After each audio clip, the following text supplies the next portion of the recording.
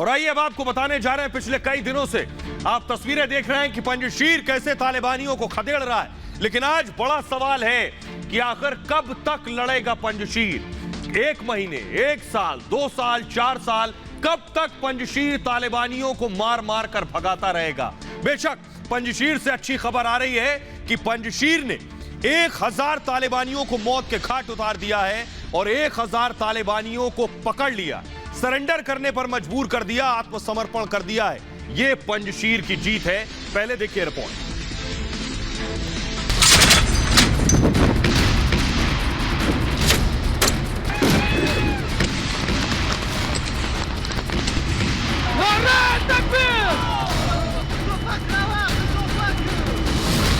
मसूद का सबसे बड़ा इंतकाम।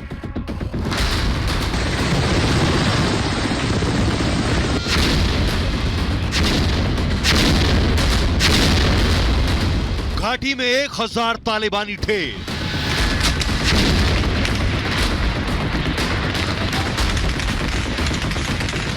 पंजशीर से तालिबानियों का सफाया।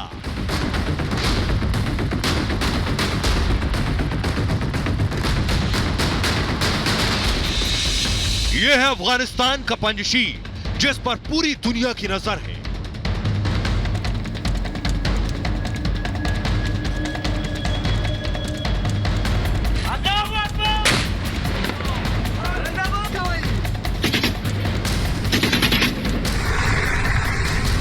यहां पिछले 15 दिनों से जंग जारी है। पहले तालिबानियों ने पंजशीर को चारों तरफ से घेरा, लेकिन जब अंदर घुसने की कोशिश की तो मसूद के लड़ाकों ने पहाड़ों के ऊपर से इतनी गोलियां बरसाई कि 1000 तालिबानी जहन्नुम पहुंच गए। अल्लाहू अकबर।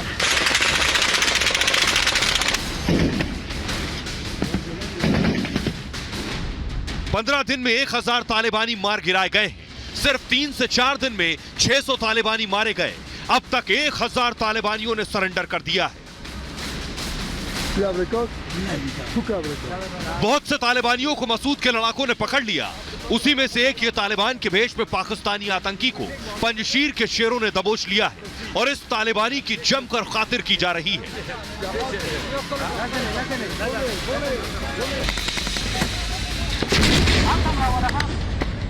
ऐसे हजारों आतंकियों को पाक ने तालिबान की मदद के लिए भेजा है, लेकिन घाटी ने इनको घुटनों पर ला दिया। सलांग दर्रा के रास्ते भी तालिबानी पंजशीर में घुसना चाहते थे। यह उत्तरी अफगानिस्तान को परवान प्रांत से जोड़ने वाला रास्ता है।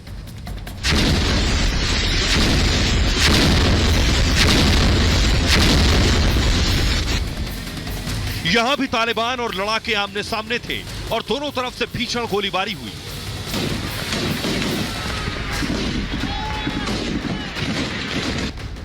यहां नॉर्दर्न अलायंस ने तालिबान को पंजशीर में घुसने नहीं दिया। इसके उलट मसूद के लड़ाकों ने एक तालिबानी कमांडर को पकड़ लिया।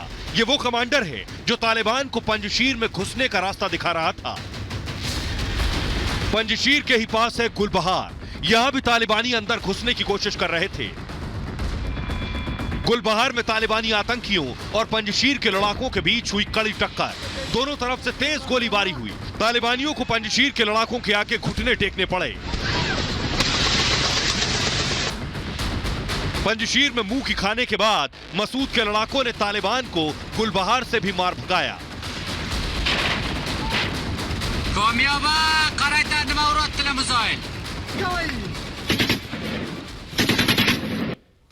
तो पंजशीर का दावा यह है कि तालिबानियों को मार के भगा दिया, लेकिन तालिबान का दावा यह है कि वो पंजशीर में न सिर्फ घुसा बल्कि मसूद के लड़ाकों के हथियार भी पकड़ लिए और जब्त कर लिए।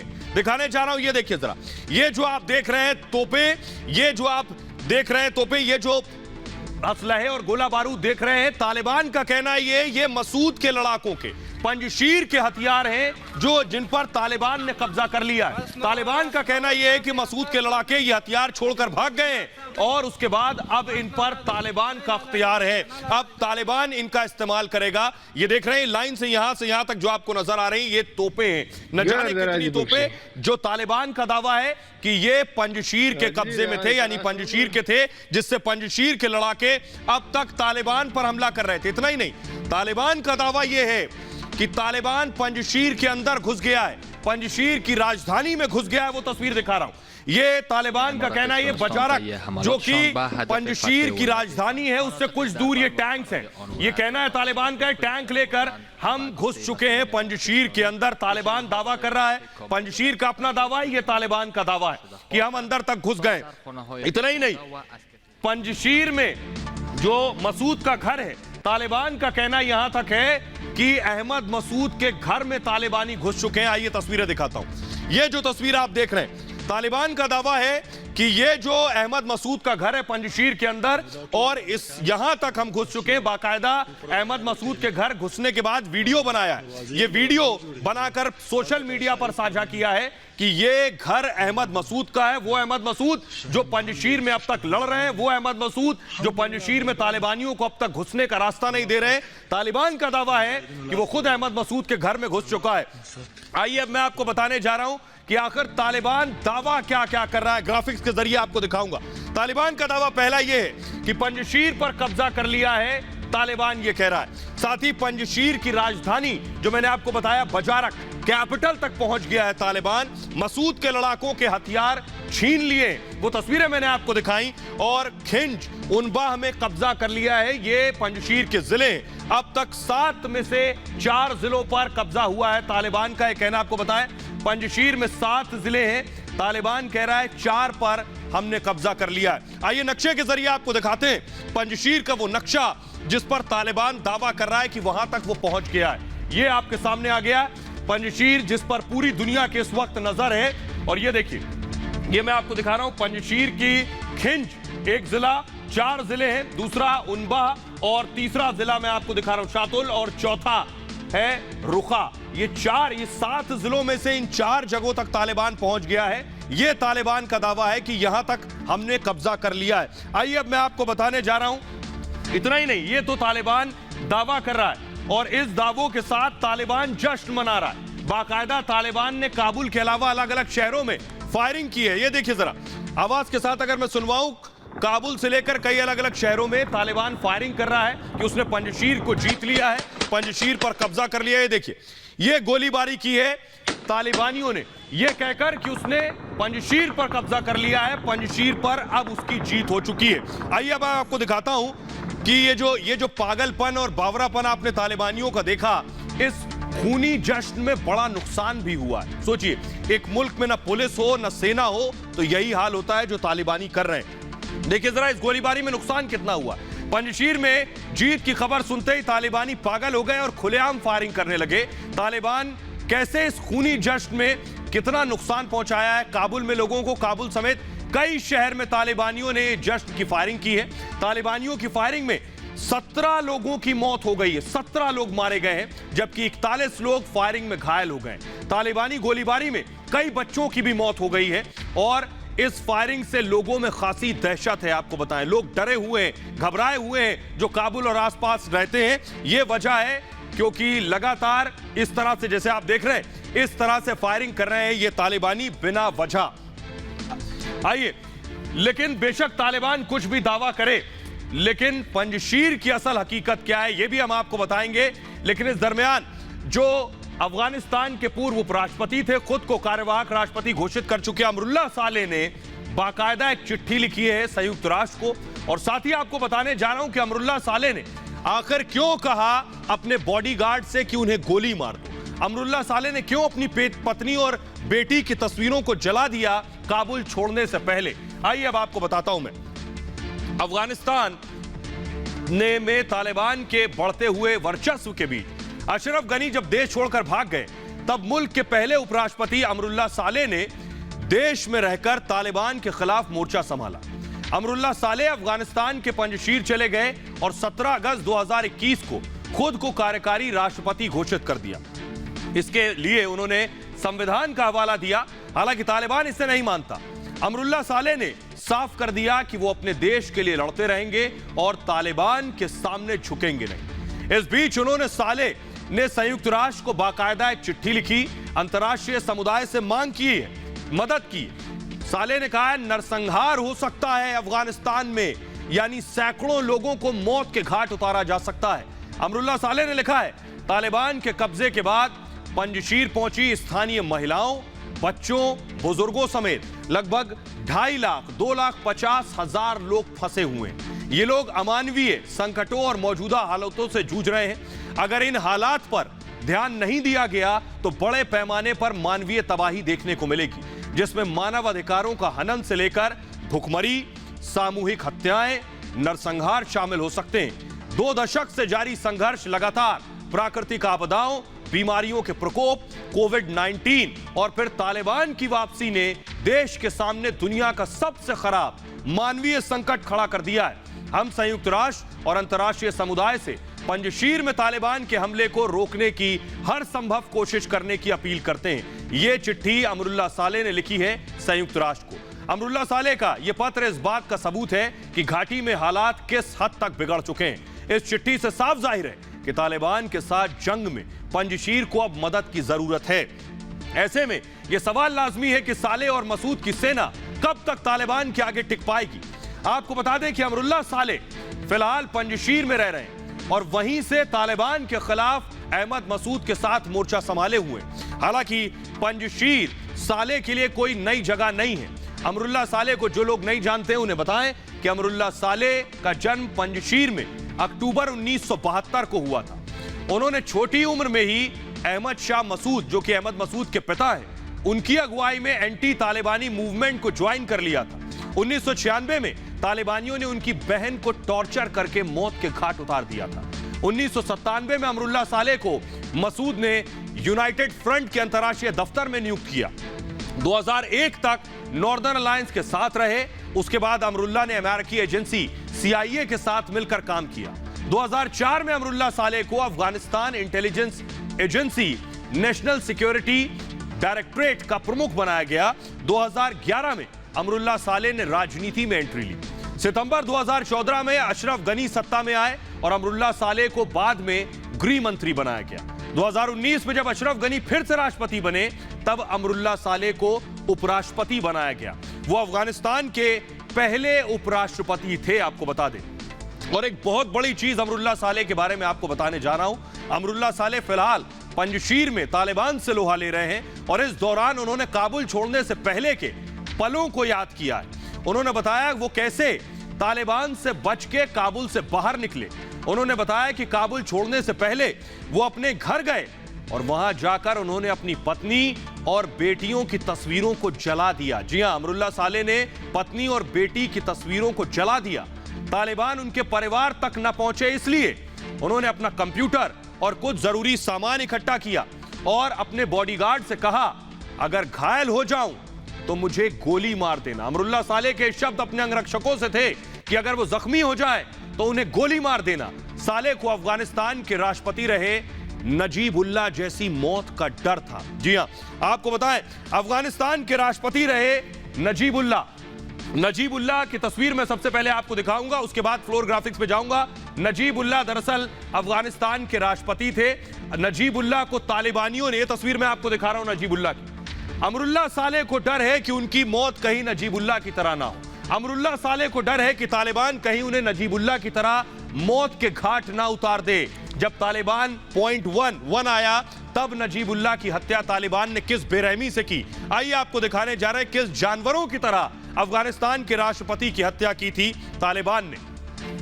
अगर तालिबान पंजशीर को झुकाने में कामयाब हो गया तो सबसे बड़ा खतरा अमरुल्लाह सालेह के लिए पैदा होगा, क्योंकि देश के नेताओं के साथ तालिबान का इतिहास बहुत बुरा है। इसलिए अमरुल्लाह सालेह को अब नजीबुल्लाह जैसी मौत का डर सता रहा। आपको बता दें कि 1987 में कैसे नजीबुल्लाह को बेरहमी के साथ तालिबान ने मारा था। 1987 में नजीबुल्लाह अफगानिस्तान के राष्ट्रपति थे। 1991 में सोवियत संघ जब टूट गया तो अफगानिस्तान में तालिबान मजबूत हो गया। नजीबुल्लाह पर राष्ट्रपति पद छोड़ने का दबाव बनाया तालिबान ने। आखिरकार नजीबुल्लाह ने ऐलान किया कि वो अपने पद से इस्तीफा दे रहे हैं। नजीबुल्लाह जो मैं आपको दिखा रहा हूं, इनको तालिबान ने सूली पर लटका दिया था। नजीबुल्लाह ने इस्तीफा दे दिया, लेकिन अपने पहले अपना विकल्प तलाशा, यह कहा। लेकिन नजीबुल्लाह को इसका मौका नहीं मिला। तालिबान ने काबुल पर कब्जा कर लिया, जिसके बाद हालात की नजाकत को समझते हुए नजीबुल्लाह ने अप्रैल 1992 में अपनी पत्नी और बेटियों को राजनीतिक शरण के लिए हिंदुस्तान भेजा था। नजीबुल्लाह के परिवार हिंदुस्तान में शरण लिए हुए था। हालांकि नजीबुल्लाह अफगानिस्तान से निकल नहीं पाए, क्योंकि जिस रात नजीबुल्लाह भारत के लिए विमान पकड़ने वाले थे, उसी रात तालिबान ने एयरपोर्ट पर कब्जा कर लिया, जिसके बाद उन्होंने काबुल में ही यूनाइटेड नेशंस यानी संयुक्त राष्ट्र का दफ्तर था, नजीबुल्लाह उसी संयुक्त राष्ट्र के दफ्तर में छिप गए, जाकर वहीं शरण ली, संयुक्त राष्ट्र से यह गुहार लगाई कि उन्हें बचाया जाए। आपको बताएं कि नजीबुल्लाह, आप यकीन नहीं करेंगे, 4 साल तक यानी यूनाइटेड नेशंस के दफ्तर में नजीबुल्लाह अगले 4 साल तक रहे। उसी दफ्तर के अंदर सोचिए, एक शख्स 4 साल तक रहा। लेकिन 27 सितंबर 1996 को तालिबान यूएन ऑफिस तक पहुंच गया। यानी वो तालिबान जो 4 साल संयुक्त राष्ट्र के दफ्तर में नहीं घुसा, 4 साल बाद तालिबान संयुक्त राष्ट्र के दफ्तर के अंदर घुस गया जहां नजीबुल्लाह थे। नजीबुल्लाह को पकड़ लिया तालिबान ने नजीबुल्लाह को मारने से पहले बुरी तरह से टॉर्चर किया, उन पर जुल्म ढाए, यानी अफगानिस्तान के पूर्व राष्ट्रपति पर। इसके बाद नजीबुल्लाह के सिर पर गोली मार दी तालिबानियों ने, क्रेन से उनके शव को लटका दिया बीच चौराहे पर, राजमहल के पास, जिससे लोग देख सके, लोगों में खौफ पैदा हो।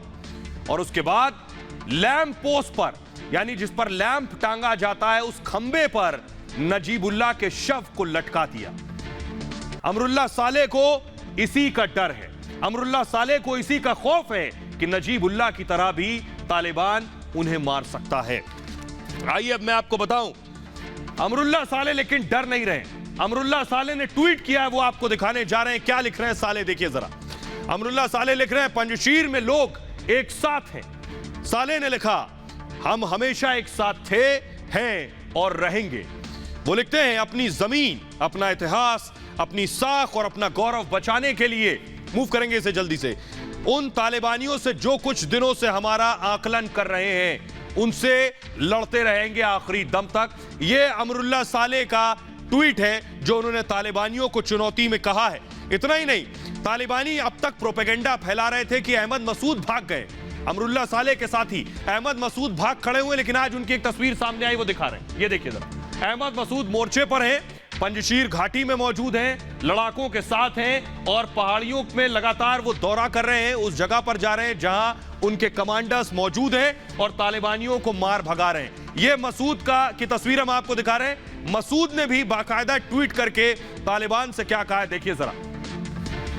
अहमद मसूद ने ट्वीट किया है, पंजशीर पर तालिबान के कब्जे की खबर पाकिस्तानी मीडिया में चल रही है, यह पूरी तरह से झूठ है। मसूद का कहना है, पाकिस्तानी मीडिया झूठ फैला रही है तालिबानियों के साथ मिलकर कि पंजशीर पर कब्जा हो गया है, लेकिन यह झूठ है।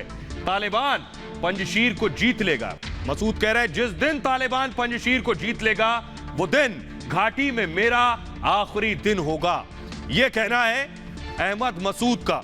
लेकिन सवाल यही है, एक बहुत बुनियादी सवाल है कि तालिबान अफगानिस्तान में घुस चुका है, सारे प्रांतों पर, राज्यों पर लगभग कब्जा कर चुका है, पंजशीर और एकाध प्रांतों को छोड़कर।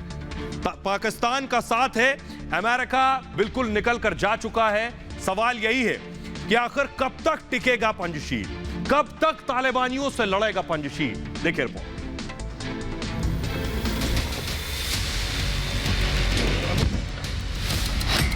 तालिबान के सामने कब तक टिकेगा पंजशीर? तालिबान को मारेगा या खुद मिट जाएगा? अमेरिकी गोला बारूद और दोस्त पाकिस्तान की मदद मिलने के बाद भी तालिबान पंजशीर पर अब तक कब्जा नहीं कर सका है। 15 दिन गुजर चुके हैं, लेकिन अभी तक तालिबान पंजशीर पर कब्जा नहीं जमा पाया है।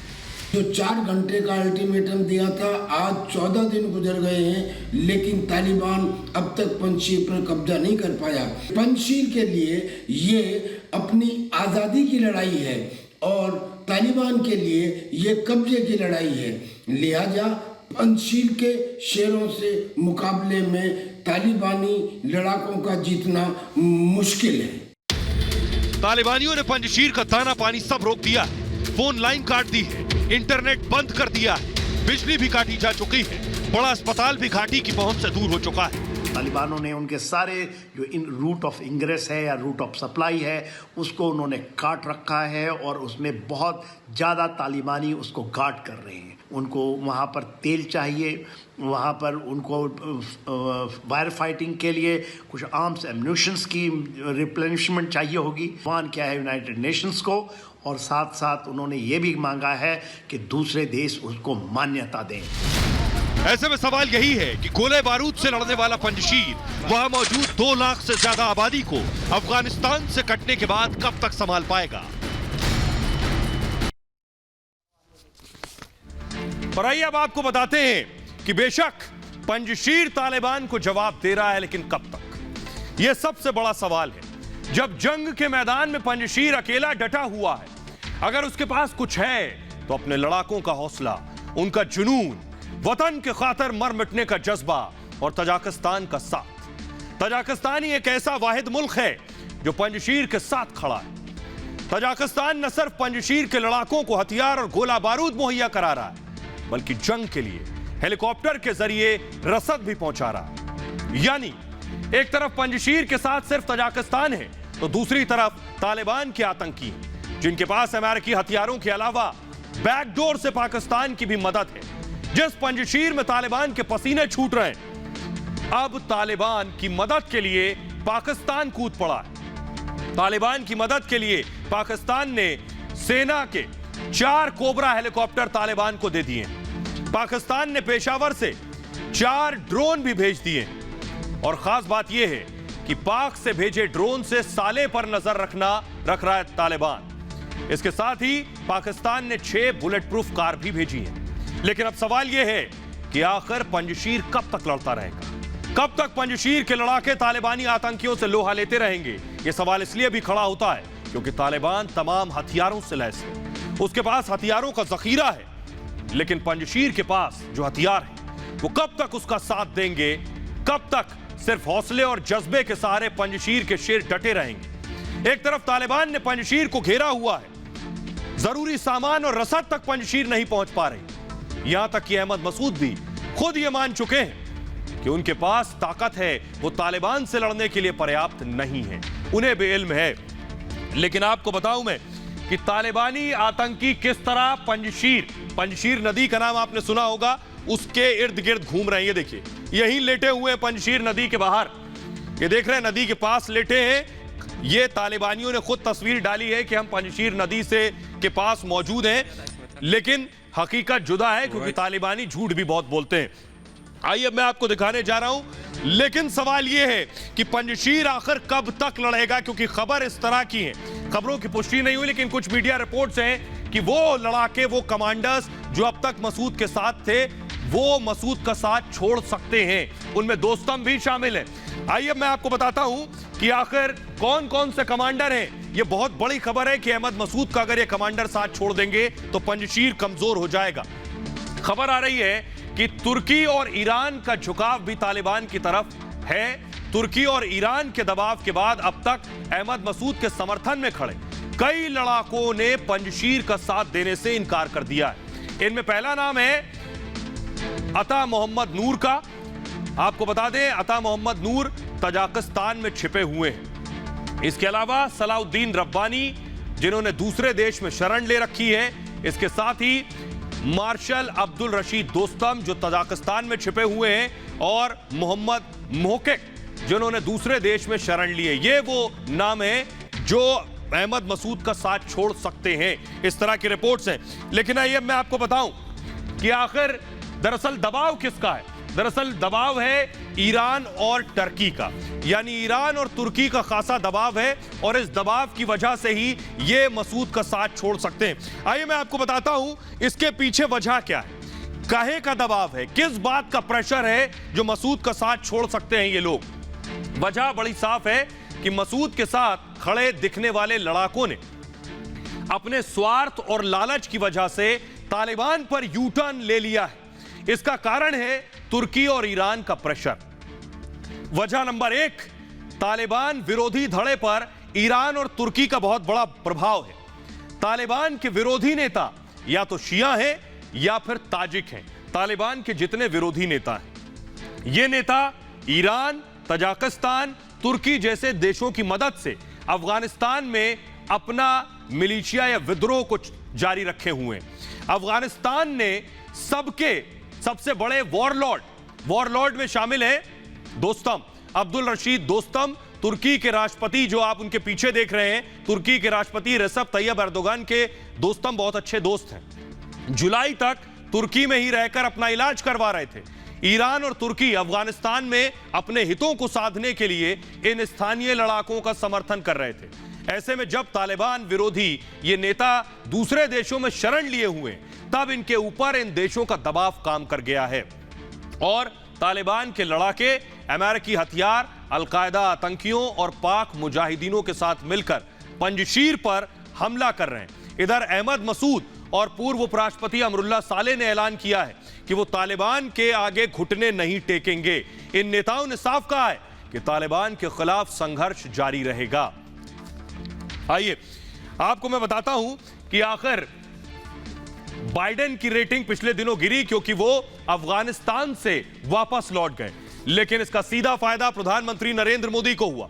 दुनिया में नंबर 1 बन गए प्रधानमंत्री नरेंद्र मोदी।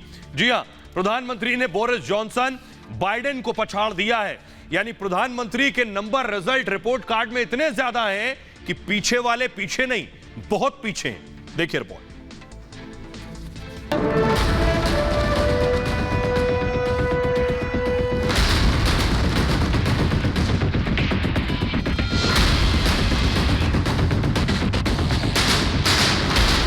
लोकप्रियता में बाइडेन को मोदी का धोबी बचा।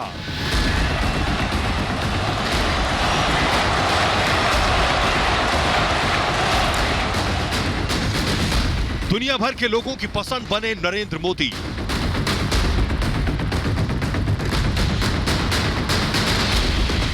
तेरह मुल्कों के नेताओं में सबसे ज्यादा मोदी की लोकप्रियता।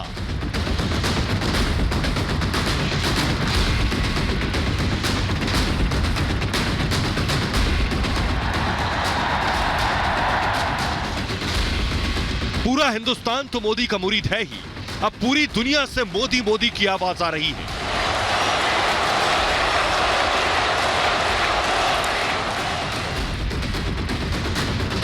दुनिया भर के सुपर लीडर और सुपर पावर मोदी के आगे धराशायी हो गए। जो अमेरिका दुनिया भर के देशों पर धौंस जमाता है, उसके राष्ट्रपति जो बाइडेन भी मोदी के पीछे खड़े। सिर्फ बाइडेन ही नहीं, पॉपुलैरिटी की इस कतार में बोरिस जॉनसन, एंजेला मर्केल और फ्रांस के राष्ट्रपति इमैनुअल मैक्रों समेत 13 देशों के राष्ट्राध्यक्ष खड़े। द मॉर्निंग कंसल्ट ने लोगों के इंटरव्यू के आधार पर एक सर्वे किया है, जिसमें दुनिया भर के नेताओं के बीच 70% रेटिंग के साथ प्रधानमंत्री नरेंद्र मोदी दुनिया के नंबर 1 नेता बने।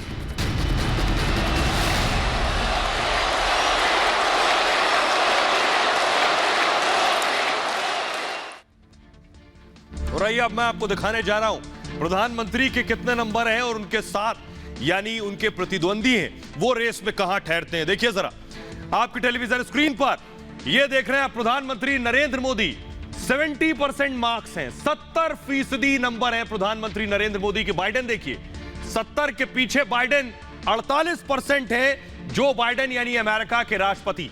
दूसरा मैं दिखाऊं, जो बाइडेन के बाद दूसरे नंबर पर एंजेला मर्केल को आप देख रहे हैं, जर्मनी की चांसलर एंजेला मर्केल 53%, प्रधानमंत्री 70 और मर्केल 53%। तीसरा मैं दिखाऊं, जल्दी से मूव करेंगे, बोरिस जॉनसन को आप देख रहे हैं, ब्रिटेन के राष्ट्राध्यक्ष 41% रेटिंग्स है बोरिस जॉनसन की। इमैनुअल मैक्रों 34% रेटिंग है इमैनुअल मैक्रों की। ये मैं जल्दी मूव करूंगा। मैक्रों के अलावा कनाडा के ट्रूडो को आप देख रहे हैं, ट्रूडो को लगभग 45% उनकी रेटिंग है। और ट्रूडो के बाद आता है जापान के राष्ट्राध्यक्ष 25%, सिर्फ 25%। प्रधानमंत्री 70% और 25%, कोई तुलना ही नहीं है। और इटली के राष्ट्राध्यक्ष को मैं दिखा रहा हूं, 63% पॉइंट्स हैं इटली के राष्ट्राध्यक्ष के। तो प्रधानमंत्री के आगे कहां ठहरते हैं ये आपने फिलहाल देख लिया, लेकिन आपको साथ ही बताता हूं कि आखिर इसकी रेटिंग होती कैसे है, इस रेटिंग एजेंसी का पैमाना क्या है। तो पूरी दुनिया में प्रधानमंत्री मोदी की पॉपुलैरिटी 70%। अब आपको बताते हैं कि दरअसल ये रेटिंग की जाती कैसे है, कैसे इसका पैमाना है। दरअसल the morning consult company America की डेटा इंटेलिजेंस फर्म है जो विश्व के नेताओं की रेटिंग को ट्रैक करता है और साप्ताहिक आधार पर नया डेटा अपने पेज पर अपडेट करता है। इस सर्वे में तमाम देशों के वयस्क लोगों को शामिल किया जाता है। ऑनलाइन सर्वे में कंपनी तमाम देशों के वयस्क नागरिकों को शामिल करती है और उन लोगों से उनके देश के नेता के बारे में विचार पूछती है। जवाब के आधार पर अप्रूवल और डिसअप्रूवल की लिस्ट तैयार की जाती है, जिसको कंपनी अपनी वेबसाइट पर जारी करती है। और कंपनी जो नया सर्वे जारी किया है उसमें भारत के करीब 2000 से ज्यादा लोगों को इसमें शामिल किया गया है। दुनिया भर से इसमें लोगों ने वोट किया है। बहरहाल ये भारत की बात है। मैं इतना ही, अपना बहुत ख्याल रखिए। एक छोटे से ब्रेक के लिए रुक रहे हैं, लौट रहे हैं कुछ और बड़ी खबरों के साथ।